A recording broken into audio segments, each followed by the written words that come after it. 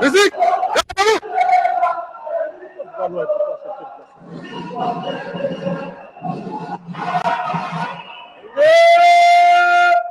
Non. Gardez. Vous. Au centre. Portez. Arme. Musique. Ouvrez le bas.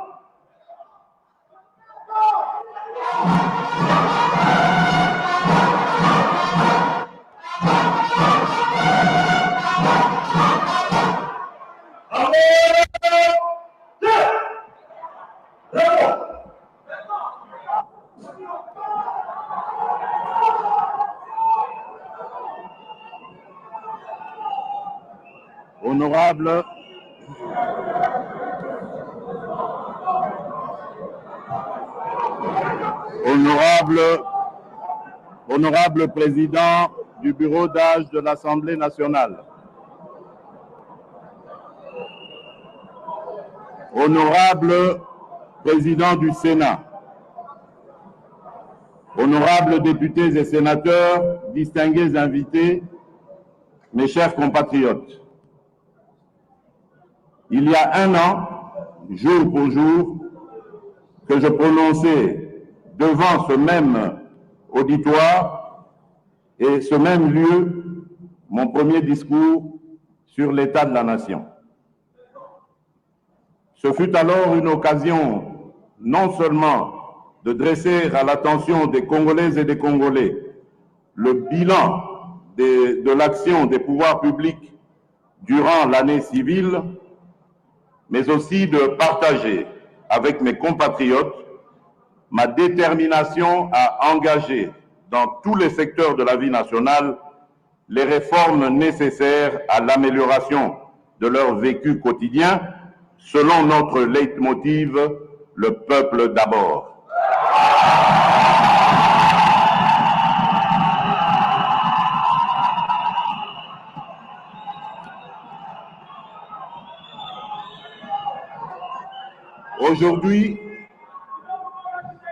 Aujourd'hui, par la grâce de Dieu Tout-Puissant, j'ai à nouveau le privilège de présenter devant votre auguste Assemblée le deuxième discours de mon quinquennat sur l'état de la nation. Il s'agit de situer à l'intention du peuple congolais les moments clés qui ont ponctué la vie de la nation tout au long de l'année qui s'achève. Honorables députés et sénateurs, distingués invités, permettez-moi avant toute chose de m'incliner devant la mémoire des Congolaises et Congolais qui ont perdu leur vie au cours de cette année 2020 pour des raisons diverses, dues notamment à la crise sanitaire et à l'insécurité dans l'Est du pays. Pour cela, je vous demande de garder une minute de silence.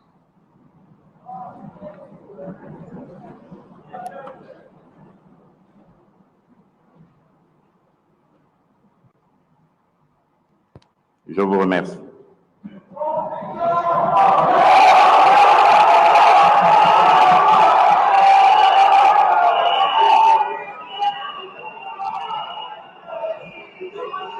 Je ne peux passer sous silence le profond respect que j'ai pour le peuple congolais, pour son endurance et sa résilience face à des situations de crise multiformes qu'il a parfois subies en tant que victime de l'injustice sociale et du déficit de gouvernance.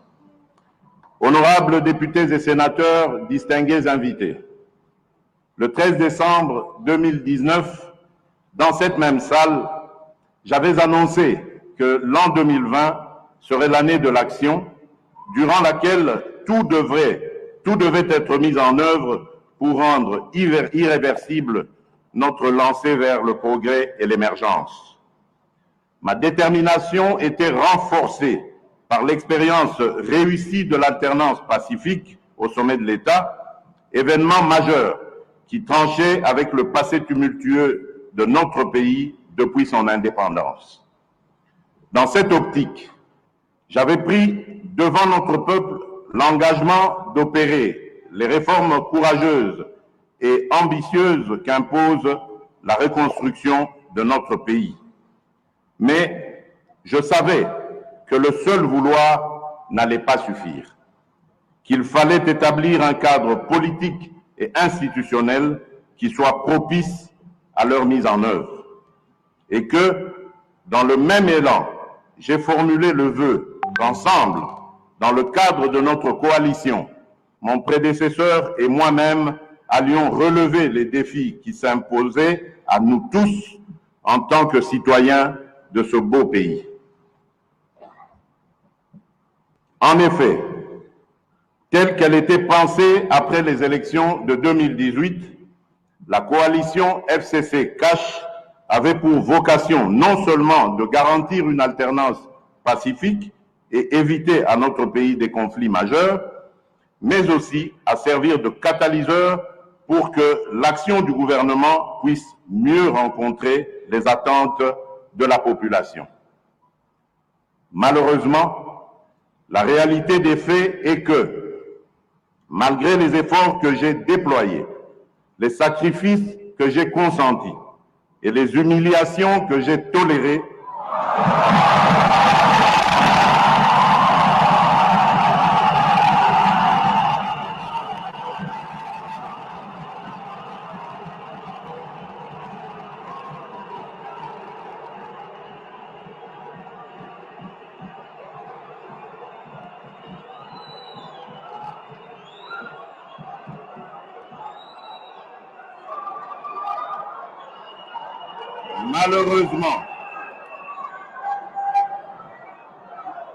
Malheureusement, la réalité des faits est que, malgré les efforts que j'ai déployés, les sacrifices que j'ai consentis et les humiliations que j'ai tolérées,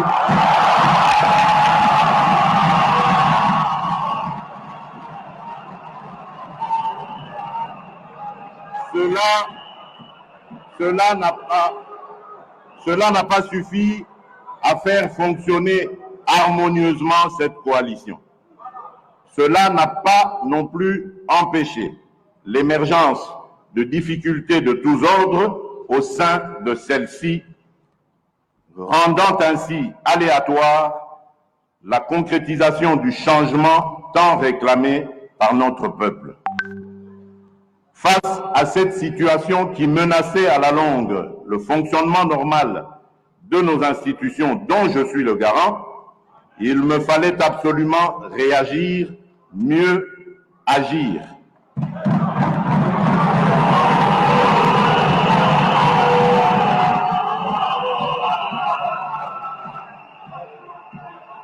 Ce que j'ai fait en 3 temps. Tout d'abord, en lançant le 23 octobre 2020 un appel à tous mes compatriotes, toutes tendances confondues, de nous rassembler dans une union sacrée de la nation.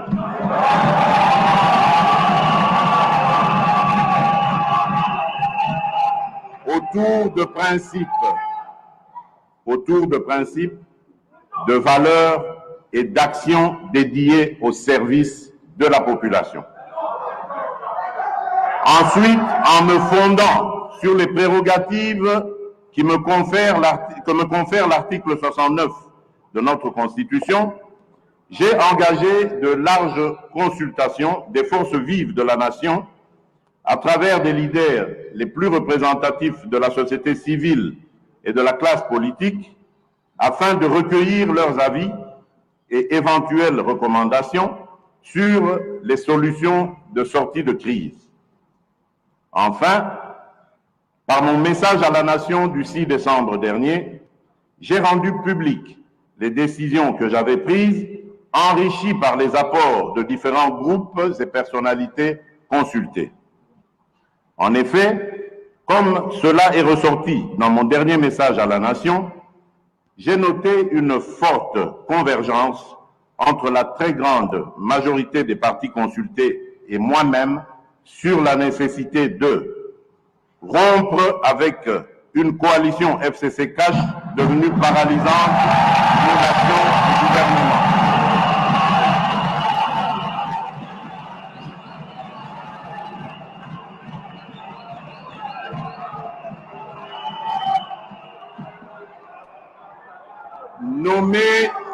Nommer un informateur aux fins d'identifier une coalition conformément à l'alinéa 2 de l'article 78 de la Constitution.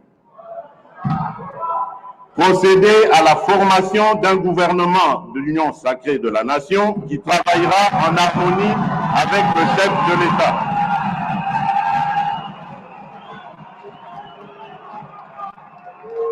Mettre en œuvre les réformes issues des consultations, dont la plupart sont les mêmes que celles voulues par le président de la République et contenues dans le programme du gouvernement. C'est le lieu ici de rendre un vibrant hommage et mérité à vous, honorables députés et sénateurs, de toute tendance politique, qui avez participé activement à ces consultations où vous vous êtes approprié des résultats et décisions qui en ont découlé en vous inscrivant dans la dynamique de travailler avant toute chose, dans l'intérêt du peuple dont vous êtes les représentants. Comme je n'ai cessé de vous le rappeler, vous avez un rôle à jouer pour aider à corriger les excès du passé, à implémenter un nouveau code, un nouveau mode de gouvernance et à veiller à ce que nous ayons un Congo pacifié, plus efficace, plus démocratique et surtout plus solidaire. C'est pourquoi la mission du nouveau bureau sera de se pencher sur la revalorisation de la mission parlementaire, tout en veillant bien sûr à un meilleur traitement des députés.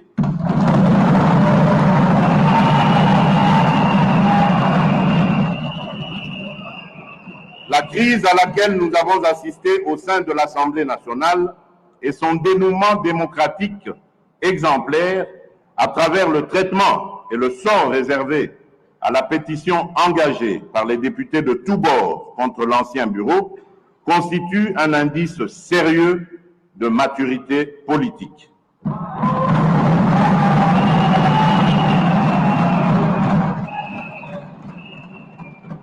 Ce fait tend à démentir une certaine doxa populaire qui soutient encore que le sort de notre pays ne peut s'inscrire que dans le sang, la violence, les rébellions, les assassinats et autres coups d'État. Le moment est donc venu de comprendre qu'il n'y a d'alternative à la construction démocratique que dans la paix et la concorde nationale, aussi laborieuse soit-elle. Que l'on soit de la majorité ou de l'opposition, chacun doit jouer sa partition dans l'amour du pays et de son peuple et dans le respect des institutions. Le processus de maturation de notre démocratie est irréversible. Il doit se refléter dans les prochaines échéances de remplacement de nouveaux membres du bureau. Dans le même ordre d'idées, pour témoigner la reconnaissance de la patrie envers ses filles et ses fils qui auront agi dans l'intérêt du peuple, j'annonce qu'en juin 2021, en marge de la célébration du 61e anniversaire de notre indépendance, la patrie témoignera sa reconnaissance envers le Premier ministre Patrice Emery Lumumba, un des héros nationaux dont on aura procédé au rapatriement des reliques et à qui on donnera enfin une sépulture digne de son sacrifice pour la patrie.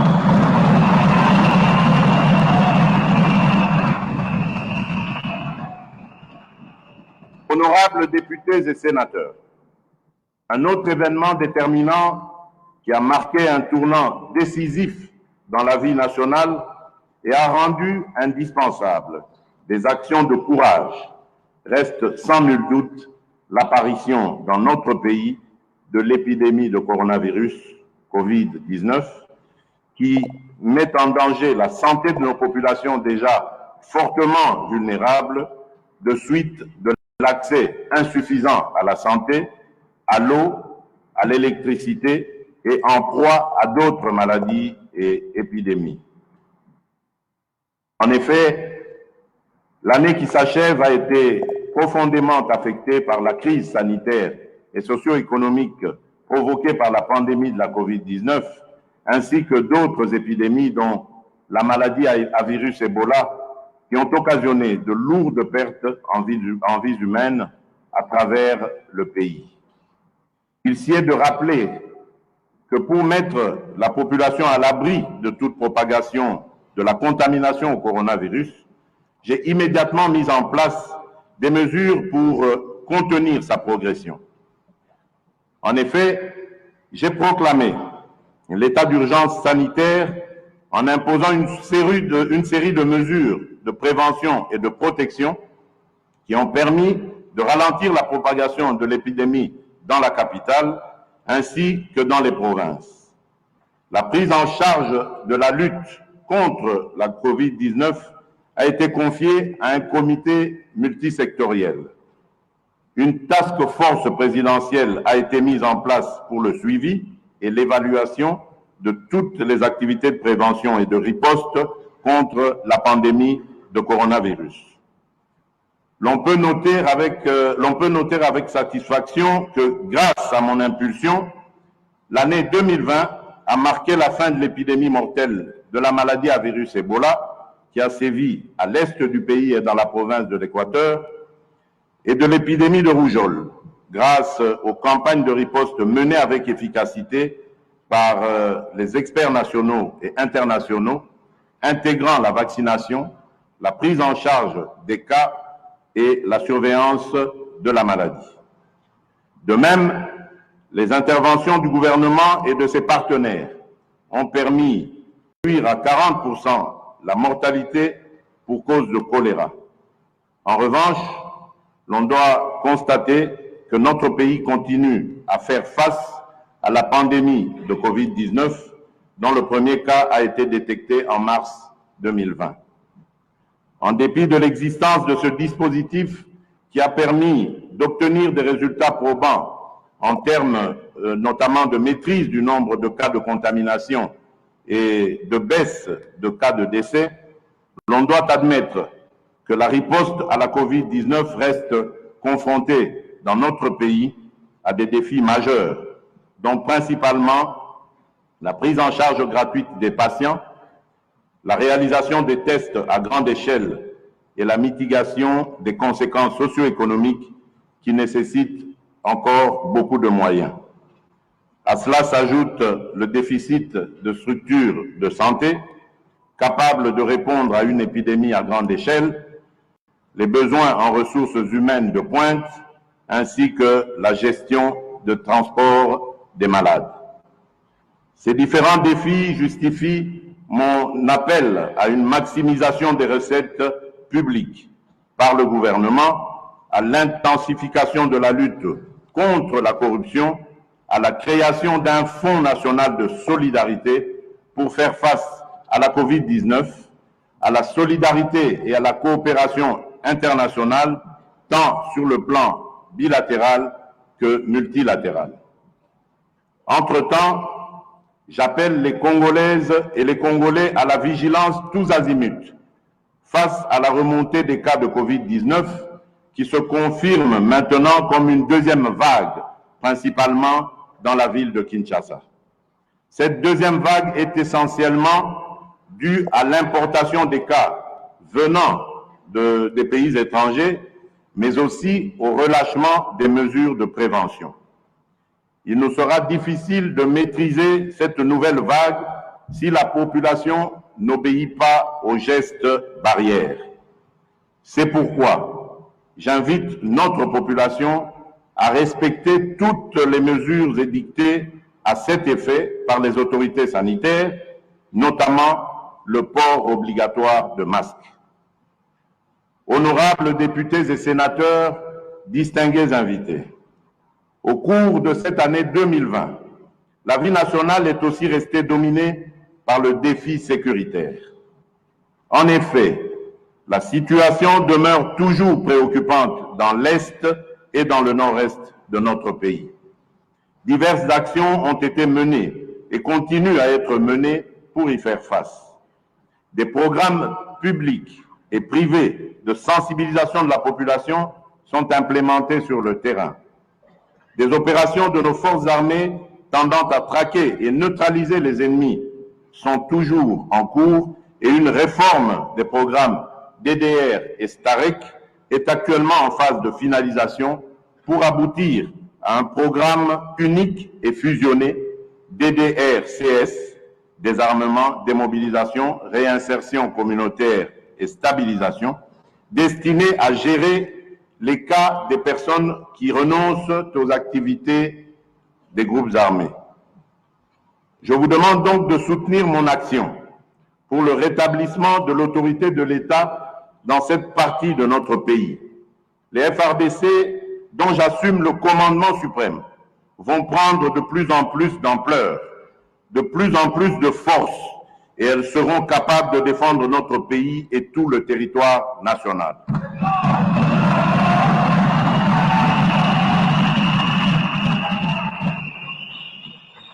Tous ces efforts fournis et d'autres qui le seront au cours de la nouvelle année ne visent qu'à redonner à notre armée et à notre police une capacité offensive et dissuasive indispensable à garantir la paix et à protéger notre patrie. Dans cet effort, nous bénéficions du concours de la MONUSCO, de la FIB, la Brigade rapide d'intervention, et de nos partenaires bi- et multilatéraux à qui j'adresse tous mes remerciements pour le soutien financier, logistique, technique et opérationnel. Dans cette optique, je signale qu'au cours de cette année 2020, notre pays vient de formaliser la reprise de la coopération militaire avec les États-Unis d'Amérique, matérialisée par la signature d'un mémorandum d'entente. Dans le même ordre d'idées, j'annonce la création d'une école de guerre en République démocratique du Congo l'année prochaine.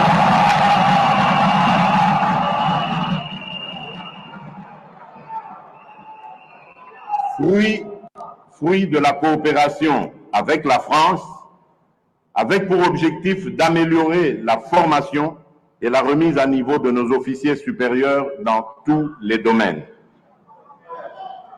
De même, je signale que les travaux de construction de l'Académie de police et du ministère de la Défense sur financement de l'Union européenne vont commencer au début de la nouvelle année 2021.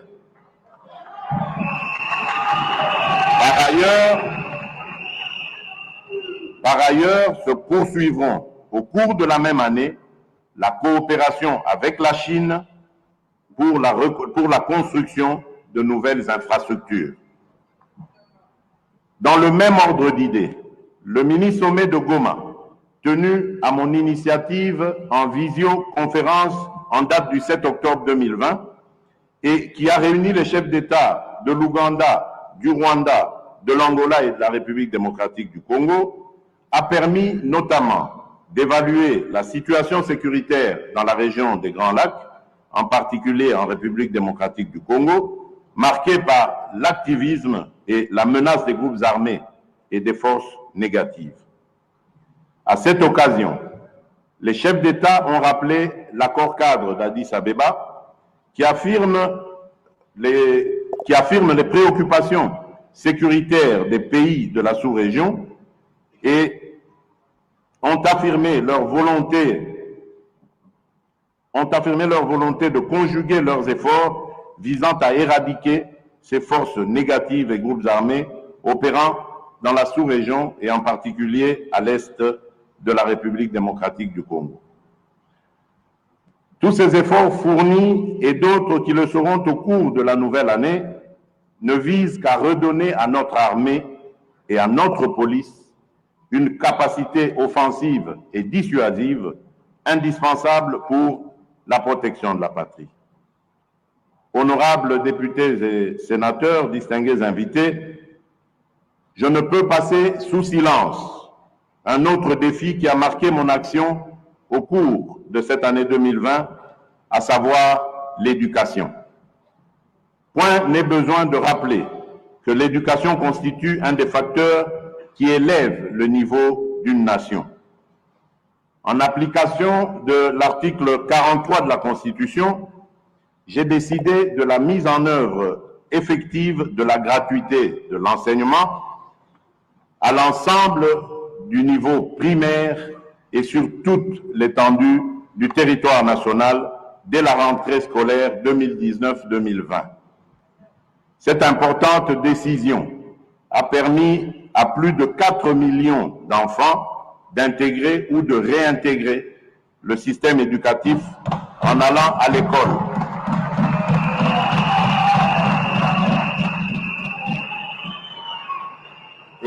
Et de réduire de manière substantielle les charges des parents pour l'éducation de leurs enfants. Je me dois de souligner que la politique de gratuité a induit des effets de divers ordres. Des instructions précises ont été données au gouvernement afin d'arrêter des mesures d'accompagnement. Il s'agit notamment de la prise en charge par le Trésor public des salaires de 230 536 enseignants non payés, l'allocation des frais d'accompagnement, l'allocation des frais de fonctionnement, aux écoles primaires publiques de Kinshasa et de Lubumbashi, jadis non bénéficiaires, le réajustement des salaires de tous les enseignants en ramenant le salaire de l'enseignant le moins payé à l'équivalent de $100, l'octroi des indemnités de logement et de transport aux enseignants des villes et chefs-lieux des provinces administratives, le réajustement des frais de fonctionnement aux écoles primaires publiques et aux bureaux gestionnaires, l'acquisition et la distribution des manuels scolaires et matériels didactiques, la construction de quelques nouvelles salles de classe, la prise en charge depuis octobre dernier de 58 735 enseignants, nouvelles unités du primaire. Je suis conscient que beaucoup reste encore à faire afin de consolider et de pérenniser cette réforme bien accueillie par nos populations et par nos partenaires.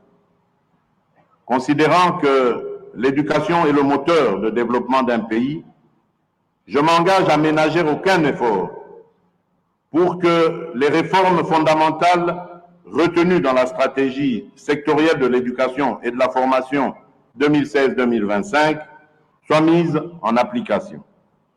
Ainsi donc, au fur et à mesure que la mobilisation des recettes publiques va s'accroître, la quote-part du budget alloué à l'éducation s'améliorera conséquemment. Honorables députés et sénateurs, distingués invités, dans le registre des réformes que je porte, je voudrais mentionner aussi le défi de la desserte en électricité et en eau potable au profit de notre population. Le triste constat, largement partagé aujourd'hui, est que cette desserte reste insuffisante et faible.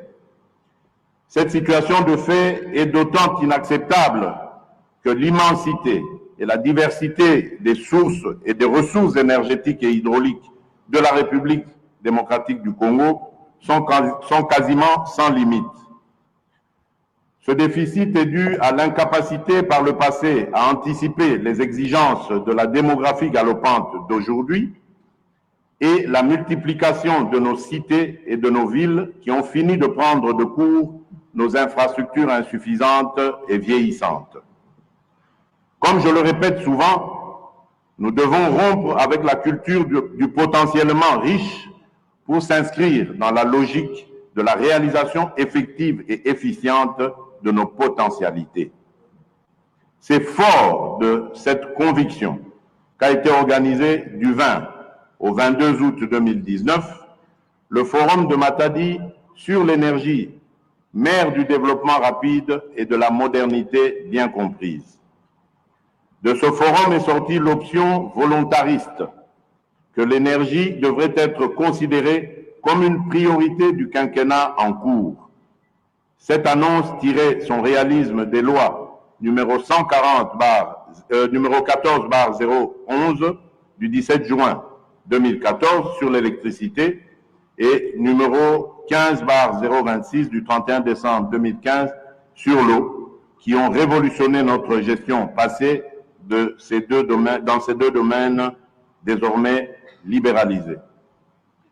C'est toujours grâce à cette conviction que j'ai encouragé certaines réalisations. Par exemple, à Kinshasa, dont la grandeur et la densité comptent parmi les plus grandes dans notre pays, dans notre continent et dans le monde. 2 nouvelles usines de production d'eau potable sont actuellement en construction pour résorber le déficit. Il s'agit de l'usine de Lembaïmbu, dont la production finale sera de 220 000 mètres cubes par jour, et de celle de Mbiza Ozone, qui, elle, en produira à terme 300 000 mètres cubes par jour. Par ailleurs, la réhabilitation du captage de Njili ramènera au réseau quinois 330 000 mètres cubes par jour supplémentaires. Ce qui se fait à Kinshasa se fait également, toute proportion gardée, dans nos provinces, où l'existant est entretenu et réparé, où les nouvelles structures de production et de distribution sont projetées ou en construction, et même où les forages, les adductions d'eau et les bornes fontaines sont installées pour répondre aux besoins de nos populations. S'il s'observe un tel dynamisme dans le domaine de l'amélioration de la production et de la distribution de l'eau potable, celui-ci est encore plus notable dans le domaine de l'électricité, où l'application de la loi de la libéralisation ne pose pas un problème. Pour ce qui est du projet Grand Inga, les financements sont en passe d'être bouclés avec plusieurs développeurs et off-takers. Il est évident que quand ces ouvrages seront totalement opérationnels, la République démocratique du Congo reprendra son rôle de leader africain de l'énergie pour le bien-être de toutes ses populations et même du continent. À ce jour, j'ai l'avantage de vous annoncer que l'Autorité de régulation du secteur de l'électricité, ARE en sigle, et l'Agence nationale d'électrification et des services énergétiques en milieu rural et périurbain, ANSER en sigle, sont pleinement opérationnels depuis la désignation de leurs animateurs. L'ARE veillera à ce que la libéralisation du secteur de l'électricité se déroule aussi bien, efficacement que dans l'ordre. Tandis que l'ANSER, qui est une première, s'occupera enfin de l'électrification de nos villages qui n'auront été que très oubliés jusqu'ici. La stratégie choisie est de trouver rapidement des moyens pour la construction des micro- et mini-centrales hydroélectriques et solaires, de manière à fournir de l'énergie aux principales grandes agglomérations et aux chefs-lieux de tous nos territoires. Bientôt, il en sera également ainsi pour la loi sur l'eau, dont les mesures d'application ont fini d'être examinées au niveau du gouvernement. Honorables députés et sénateurs, distingués invités, l'un des points déterminants dans le parachèvement de la réforme des entreprises publiques et la mise en œuvre effective des établissements publics susvisés est la revisitation du monopole dont jouissaient hier encore la SNEL et la Régie des eaux. Ces deux entreprises publiques, devenues des sociétés commerciales, paraissent insuffisamment outillées pour continuer à desservir notre population devenue plus nombreuse à travers toute la République. Cette importante réforme dans les secteurs de l'électricité autorise dorénavant tout opérateur remplissant les conditions prévues par la loi à investir dans l'un de ces domaines. Je nourris la conviction que l'aiguillon de la concurrence dans le secteur non seulement accroîtra la production, mais aussi occasionnera une baisse conséquente des prix. Honorables députés et sénateurs, distingués invités, un autre défi qui a retenu mon attention au cours de cette année 2020 est celui qui touche à l'environnement. En effet, à l'instar des autres pays du monde, la République démocratique du Congo fait face aussi à trois défis environnementaux: le changement climatique, l'érosion de la biodiversité et le changement d'utilisation des sols et de l'eau. Parmi les initiatives prises pour apporter des solutions à ces problèmes, j'ai mis en œuvre un ambitieux programme intitulé « Jardin scolaire pour 1 milliard d'arbres » en vue de la reconstitution du couvert forestier du pays. À cet égard, j'ai instruit la finalisation du tout premier document de politique forestière nationale devant jeter les jalons de la révision du Code forestier. À cet égard, j'ai instruit la finalisation, enfin, j'ai créé au sein de la présidence une agence de transition écologique et du développement durable ayant pour mission de concevoir, coordonner et implémenter les politiques nationales relatives à la transition écologique. Cette agence établit les indicateurs nationaux de performance et de développement durable pour mesurer le niveau d'avancement de la transition écologique en République démocratique du Congo. Honorables députés et sénateurs, distingués invités, un autre défi tout aussi important qui a fait l'objet de nos préoccupations au cours de cette année 2020 est celui de la diplomatie. En effet, sous notre leadership, la République démocratique du Congo est en train de reprendre progressivement sa place dans le concert des nations.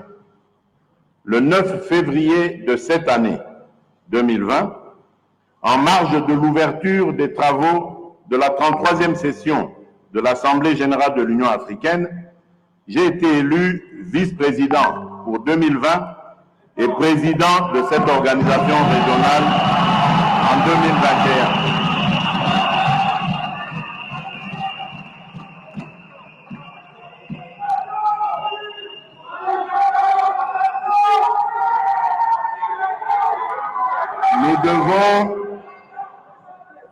Nous devons contribuer chacun à la réussite de ce mandat qui offre à notre pays l'opportunité de faire progresser plusieurs réformes et projets au niveau continental, mais aussi d'améliorer son image et d'accroître son influence dans le concert des nations.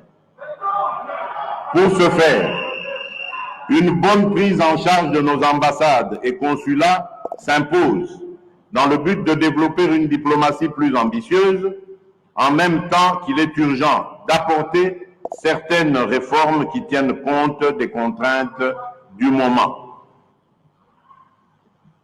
Honorables députés et sénateurs, distingués invités, les faits saillants qui ont marqué l'année 2020 et dont les plus importants ont été ici épinglés ont l'avantage de nous rappeler que personne ne peut seul gagner la bataille contre la COVID-19 et vaincre les différents défis auxquels nous faisons face.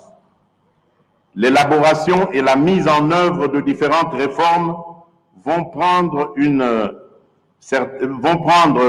pour certaines un peu plus de temps. Mais avec la détermination, nous finirons par y arriver. La feuille de route du prochain gouvernement qui sera issu de la nouvelle coalition nous engagera sans répit au sein de l'Union sacrée de la nation dans le travail qu'elle impose pour le bien du peuple congolais.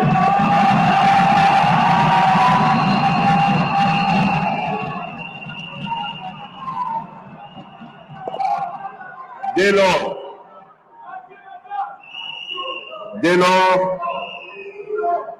travaillons tous ensemble, dans la concorde, sans exclusion aucune, pour mettre fin à cette pandémie, pour mettre en place des systèmes de santé résilients, à même de protéger nos peuples à l'avenir et pour bâtir notre pays. Fortifions-nous, soyons fermes et montrons-nous courageux pour notre peuple, pour nos villes et pour notre nation. Que Dieu bénisse la République démocratique du Congo. Je vous remercie.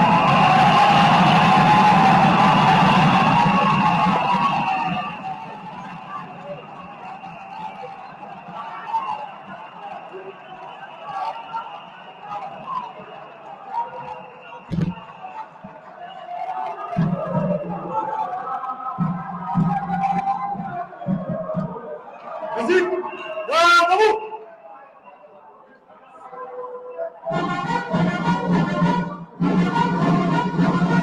Aligné. Gardez. Vous. 60. Présentez. Armes. Musique. Fermez là-bas.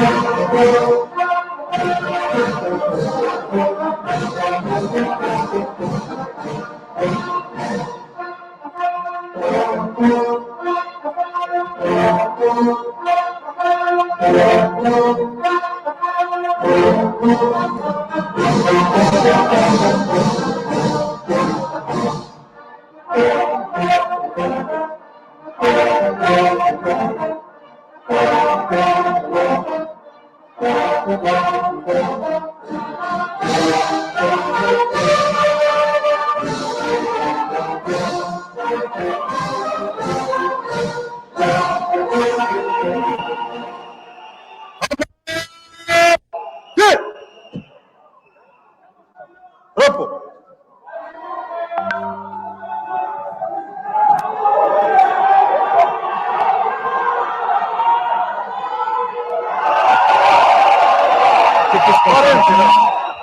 Des humiliations tolérées, c'est quand même une phrase qui résonnera pour longtemps.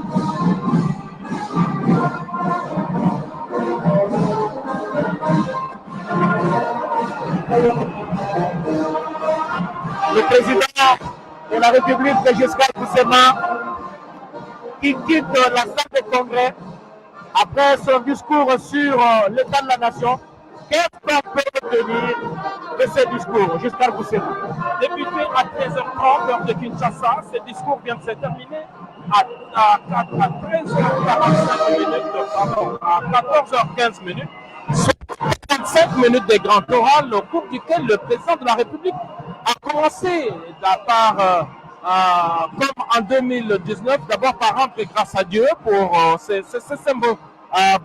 cette grâce qui lui donne de pouvoir se présenter devant les deux chambres du Parlement.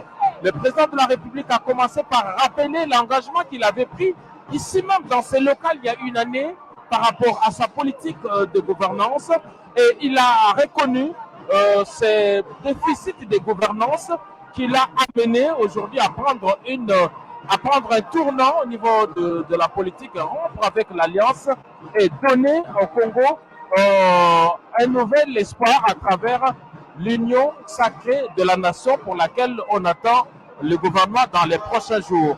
Le président de la République